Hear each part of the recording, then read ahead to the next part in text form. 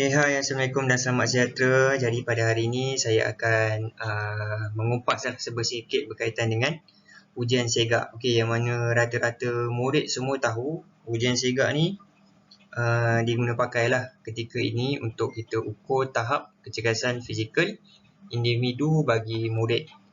Okey, dan ujian segak ni dia dimasukkan di bawah tajuk kecergasan fizikal, mana dalam pendidikan jasmani kita tekankan komponen kecergasan berlandaskan kesihatan. Okey, ini adalah sejarah lah apa yang dimaksudkan dengan perkataan segak tu. Okey, pada ketika itu Menteri Pendidikan dia putuskan untuk pendekkan perkataan ni, standard kecergasan fizikal kebangsaan untuk murid sekolah Malaysia ni kepada segak. Jadi ujian segak ni diguna pakai untuk tahulah tahap kecergasan fizikal individu bagi murid-murid sekolah di dalam Malaysia lah. Okey, murid sekolah dalam Malaysia ni dalam kategori umur 10 tahun sehingga 17 tahun. Okay. 10 tahun hingga 17 tahun. Okey, dan tambahan lagi, ujian segak ni dijalankan sepatutnya 2 kali, iaitu pada bulan Mac dan bulan Ogos. Okey, ada 2 kali. Nanti kita akan bincangkan kenapa dia jalankan 2 kali. Okey, ni sedikitlah sejarah berkaitan dengan ujian segak. Okey, next. Okey, ni sekarang ni kita akan tahulah apa kepentingan kita jalankan ujian segak. Okey, jadi yang pertama adalah para pelajar tu dapat mengukur dan merekod tahap kecergasan fizikal kendiri individu. Jadi dia akan cuba mengukurlah dan merekod ataupun mencatat tahap kecergasan yang didapat pada masa itu. Okey, yang kedua, dia akan menganalisis dan mentafsir kecergasan fizikal kendiri. Okey, yang ketiga, dia akan mengetahui tahap kecergasan fizikal kendiri. Yang keempat, dia akan merancang dan melakukan tindakan susulan bagi meningkatkan tahap kecergasan fizikal. Okey, tindakan susulan kat sini tu maksudnya intervensi lah. Okey, dia akan buat program intervensi untuk menambah tahap kecergasan dia. Jadinya tu sebab kenapa ujian segak dijalankan sebanyak 2 kali, di mana pada bulan Mac ni kita nak tahu dia punya tahap lah. Tahap kecergasan pada peringkat mana. Okey, jadi kita akan buat pula program intervensi untuk dia tingkatkan dia punya tahap kecergasan ataupun dia nak kurangkan berat badan sekiranya dia obes. Dan pada bulan Ogos tu kita akan tengok dia punya result lah ataupun keputusan berhasil tak dia punya program intervensi tu lah. Okey, dan seterusnya yang nombor 5 adalah untuk para pelajar mampu untuk mengamalkan gaya hidup aktif dan sihat untuk mencapai tahap kecergasan fizikal berdasarkan kesihatan yang optimum. Tambahan sini optimum sepanjang tahun. Sepanjang tahun. Okey, jadi ini adalah kepentingan lah untuk kita lakukan ujian segak ni. Okey, untuk pendidikan jasmani macam biasalah, dia tak ada dalam mana-mana ujian besar macam SPM, PT3 dan sebagainya lah, UPSR. Okey, jadi kita adakan ujian segak ni untuk kita ukur dia punya tahap kecergasan murid pada ketika itulah. Okey, jadi itu adalah keunikan dia ujian segak ni yang kita buat. Okey, jadi kesemua objektif ni kita harapkan agar para pelajar tu dia kekal sihat lah. Kekal sihat. Untuk para pelajar kekalkan kesihatan.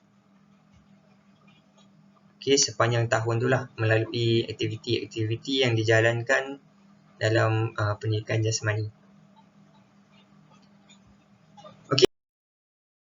Seterusnya kita pergi pula pada bateri ujian. Bateri ujian ni adalah ujian-ujian yang dijalankanlah dalam ujian segak, di mana yang pertama adalah untuk kita tahu indeks jisim badan ataupun kita nak tahu BMI murid tersebut. Macam mana nak tahu BMI? Dia cuba untuk rekod dia punya berat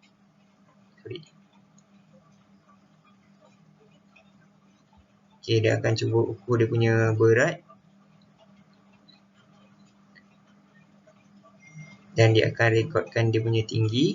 Jadi ini adalah formula untuk tahu dia punya BMI lah. Okey, yang seterusnya, yang tadi yang pertama dia akan rekod dia punya berat dan dia punya tinggi.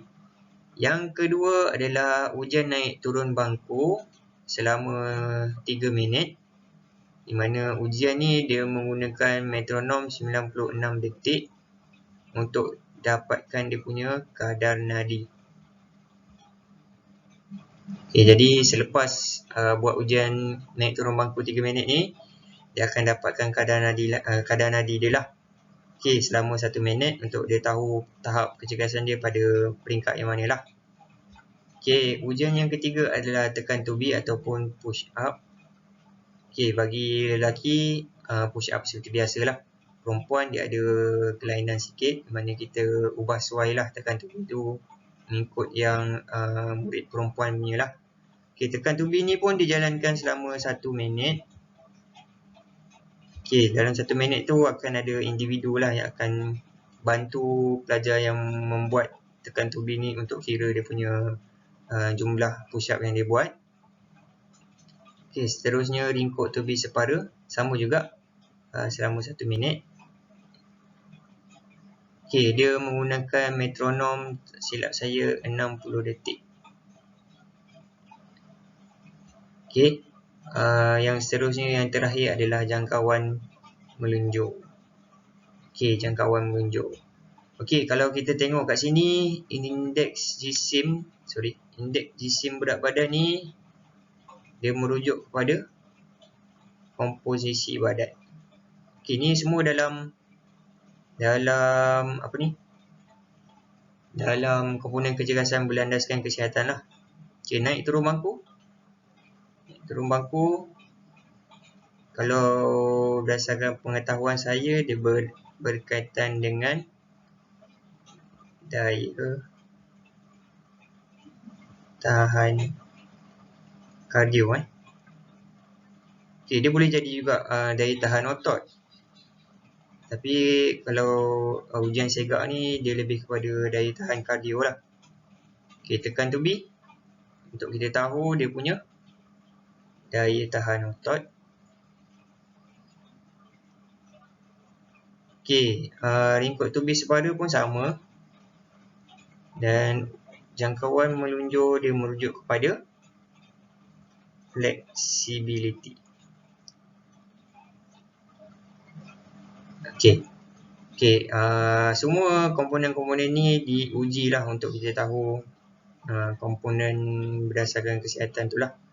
Okay, jadi para pelajar dia dah tahu sebenarnya dengan lengkap lah apa tahap kecergasan yang dia ada ketika tu. Jadi dia boleh tahu apa dia punya, dia nak merangkumi semua, lebih kurang semua lah dia punya komponen kecergasan berlandaskan kesihatan tu. Okay, seterusnya. Okay, untuk ujian segak kita jalankan mengikut turutan. Kita tak boleh pergi kita nak buat tekan tubi dulu, kita nak buat naik turun bangku kemudian, tak boleh. Jadi dia dah standardkan semua. Jadi dia dah buat turutan yang pertama adalah untuk ukur berat dengan tinggi dulu. Okay, yang kedua buat naik turun bangku. Yang ketiga tekan tubi. Keempat ringkuk tubi separa. Dan yang kelima barulah jangkauan melunjur. Okay, ada sebab dia kenapa kita kena buat lah mengikut turutan ni. Okay, itu saja. Ini adalah bateri-bateri ujian dia. Ini adalah gambaran rajah di mana para pelajar akan lakukan lah aktiviti-aktiviti ni untuk dia tahu dia punya tahap kecergasan fizikal dia lah. Okey. Yang ini adalah norma ujian segak, mana para pelajar tu bila akhirnya nanti dia dah dapat dia dah rekodkan semua dia punya data-data dia. Jadi dia akan tengoklah pada norma ujian ni untuk dia dapatkan status BMI dia dan dia akan dapatkan dia punya markah skor untuk dia tahu dia punya status kecergasan. Okay, kalau kita tengok kat sini, kita ambil contoh BMI. Mana misal kata dia dapat BMI 20.0. Okay, kalau kita tengok 20.0, dia turun kat sini lah. Dalam julat 14.9 ke 21.8 ni. Di mana 20.0 tu berat badan dia normal lah. Tapi tak semestinya dia punya berat badan normal, tapi dia punya tahap kecergasan ni okey. Dia akan tengok kat situ pula. Dia akan tengok pada skor-skor dia yang lain lah. Okay, kalau tengok kat sini, untuk ujian naik turun bangku, kadar nadi di bawah 82 dan ke bawah, skor dia 5. Maksudnya makin rendah kadar nadi yang dia buat tu, rendah daripada 82 ke bawah, dia akan dapat skor 5. Dan sekiranya atas daripada 155 ke atas, dia akan dapat julat 1 lah. Okay, sama juga yang lain, dia akan tengoklah skor markah dia pada skor yang mana. Dia akan tengok pada dalam julat yang mana dia akan skor. Cuba dapatkan skor keseluruhan dia. Okay, dia akan tengok kat sini. Markah yang dia dapat tu, dia merujuk kepada dia punya status kecergasan pada ketika itulah. Okay, kalau dia dapat 19, maksudnya dia mempunyai kecergasan yang sangat tinggi lah. Okay, dan kalau tak ada skor ni, kebiasaannya tidak menjalankan aktiviti lah, ataupun tidak menghabiskan ujian segak tu dengan lengkap lah. Okay, ni adalah norma-norma ujian segak. Kiranya norma ujian segak ni dia mengikut umur lah. Maksudnya pada pelajar tingkatan 1, dia ada norma ujian segak yang untuk tingkatan 1, dan dia pecah pula kepada 2. Iaitu satu yang pertama untuk lelaki dan yang kedua untuk pelajar perempuan lah. Okay, jadi itu saja sedikit penerangan saya pada hari ini. Jadi yang pertama tadi, kita dah tahulah maksud ujian segak tu, dari mana perkataan segak tu dia dapat. Okay, yang kedua tadi kita dah tahu objektif ataupun kepentingan kita jalankan ujian segak. Yang ketiga, kita dah tahu bateri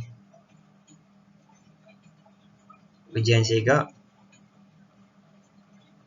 Keempat, kita tahu pula turutan menjalankan ujian segak. Yang kelima, kita tahu pula norma ujian segak untuk kita tentukan skor tahap kecergasan kita lah.